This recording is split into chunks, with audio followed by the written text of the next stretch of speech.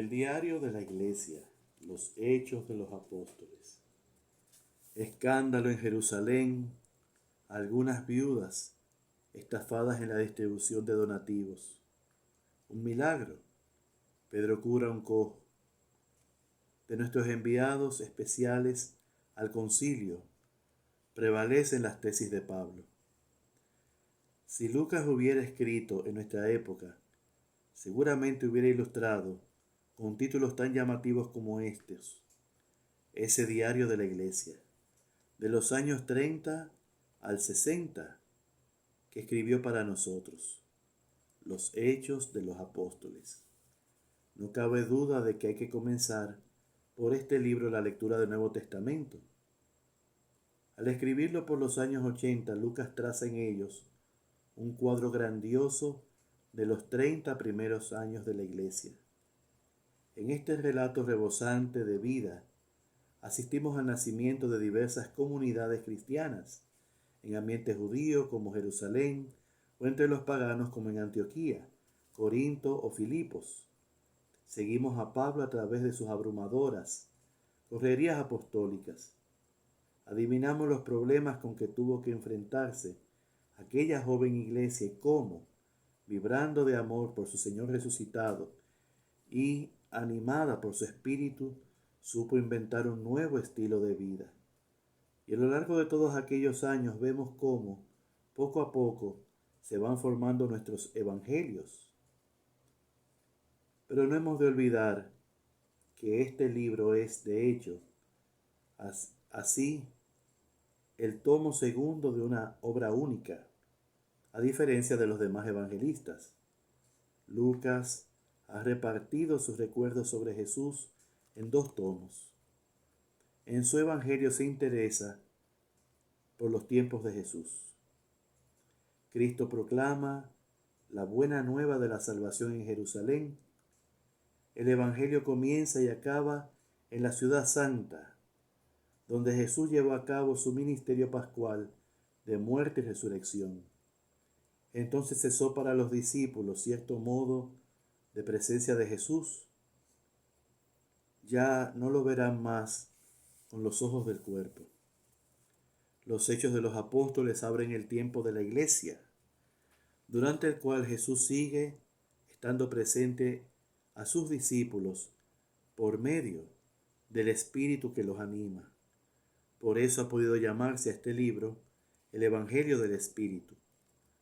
Hay además otra alusión que hemos de disipar, ilusión, la de creer que tenemos aquí un reportaje en directo de los acontecimientos. Lucas nos presenta aquí su visión de las cosas, visión de un historiador y de un teólogo discípulo de Pablo. Pero si compone, Lucas lo hace a partir de otras fuentes que podemos vislumbrar. Los documentos. Las memorias de Lucas. Se observa que los hechos utilizaron unas veces la tercera persona. Pablo parte, se embarca, y otras la primera en plural. Nos embarcamos en Troade.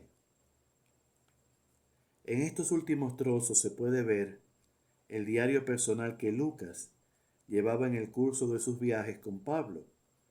Esto nos permite seguirlo desde Antioquía, Hechos 11:28, en ciertos manuscritos solamente, y luego desde Troade hasta Filipos, en donde Lucas reside. Al parecer entre el 50 y el 58, Hechos 16, 10:40, donde desde Filipos hasta Jerusalén es arrebatado Pablo. Hechos 25 al 21:18. Y finalmente desde Cesarea, en donde está Pablo prisionero, hasta Roma, en donde han de esperar 2 años antes de ser juzgado. Hechos 27-28. Los archivos de la iglesia de Antioquía, que conservaban los orígenes de esta iglesia fundada por los helenistas o judíos que hablaban griego en Jerusalén. Hechos 6, 1 al 8, 4 y 11, 15 al 30. Un informe del Concilio de Jerusalén, celebrado en esta ciudad por el año 50, Hechos 15, 3 al 13, y de la asamblea particular organizada algo más tarde por Santiago, Hechos 15, 13, 53.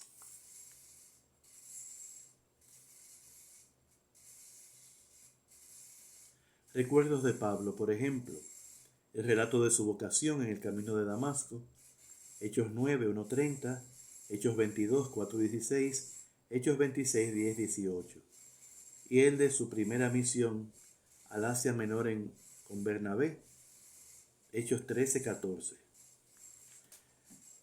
Recuerdos de Felipe, uno de los 7, concretamente de sus actividades en Samaria, Hechos 5:40, Hechos 21, 8, 9. Datos sobre la actividad de Pedro en Jerusalén, Hechos 9, 32 a capítulo 11, 8, y Hechos 12 del 1 al 23, y sobre la vida de la primera comunidad en Jerusalén, Hechos 1 al 5. Finalmente, los temas de los discursos pronunciados por Pedro, Hechos 2, 14, 36, Hechos 3, 12, 26, Hechos 4, 8, 12, Hechos 5, 29, 32, Hechos 10, 34, 43, por Esteban capítulo 7, por Pablo, Hechos 13, 16, 41, Hechos 17, 22, 31 y Hechos 20, 18, 35. Estos discursos son muy importantes para reconstruir la fe de los primeros cristianos. Lucas utiliza estos documentos, pero había que organizarlos en una visión de conjunto. Una visión de conjunto. Lucas ha seleccionado ciertas características de la vida de la iglesia y ciertos episodios para mostrarnos cómo el Espíritu la hacía vivir en un doble movimiento. Desde el principio la iglesia conoció la tentación de centrarse en sí misma, de cerrarse en ese cenáculo en donde los discípulos corrían el peligro de construir una especie de club de antiguos amigos de Jesús. El Espíritu los lanzará fuera, los empujará cada vez más allá, a predicar a la luz del día en Jerusalén y luego, fuera de la ciudad, a Samaria, Antioquía, al Asia Menor, a Grecia, a Roma. Pero ese Jesús que predican no es otro distinto del Jesús que recorrió los caminos de Palestina. El tiempo de la iglesia tiene su fuerza permanente en el tiempo de Jesús. Por eso el Espíritu remitirá continuamente a los discípulos a la persona de Jesús, a sus palabras y acciones. Este segundo movimiento nos permite comprender mejor cómo nacieron nuestros evangelios. Insistiremos más tarde en ello. Una iglesia para el mundo. Animados por el Espíritu, los apóstoles llevarán la buena nueva desde Jerusalén hasta el centro de nuestro mundo, entonces conocido, Roma. Pero esta extensión geográfica supone ya planteado y resuelto un problema de fe. ¿Esa buena nueva es para todos o solo para los judíos y para los que acepten serlo en el futuro? En efecto, Jesús había dicho, no vayan a los paganos.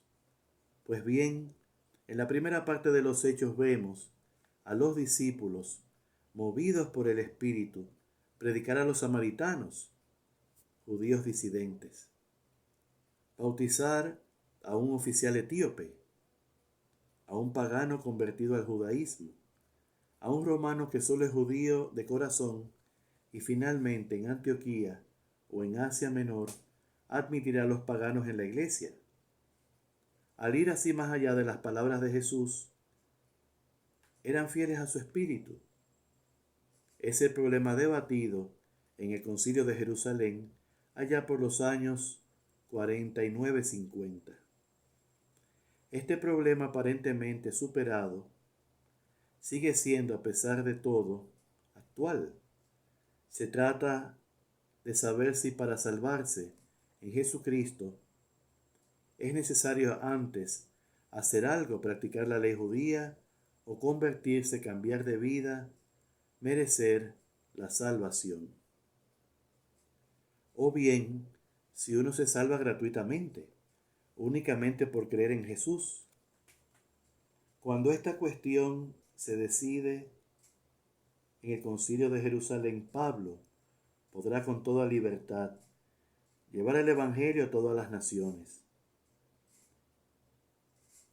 Y si se evangeliza Roma, el corazón del mundo conocido, es señal de que algún día será evangelizado todo el mundo.